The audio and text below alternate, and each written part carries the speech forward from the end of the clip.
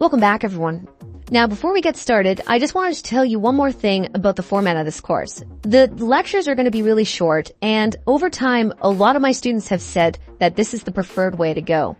The reason why I like super short lessons is that you can go to the next lesson whenever you have a spare moment or two.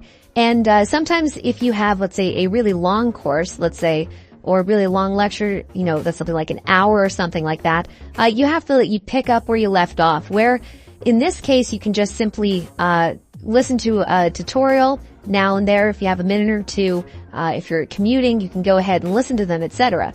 The other thing is that everything is nice and neat. The way I structure these lessons is that it's very nice and neat, and you can go back to it. So if there's something, for example, paragraph tag, we can go to a lesson with a paragraph tag, etc. All right. So the first thing we need to do is we need to set up an HTML body. Now, if we take a look at JSBin here, you'll see that at the top you have HTML, CSS, JavaScript, console, and output. Now, you can click the console here, but we won't use that. In fact, I do have courses for CSS and JavaScript, and you can just message me if you want to get into those.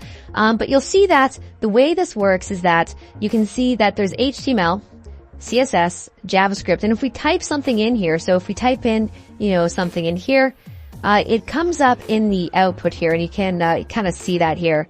It comes up right there, right? And that's not necessarily the way HTML is done. We have to actually physically set up the body and everything like that.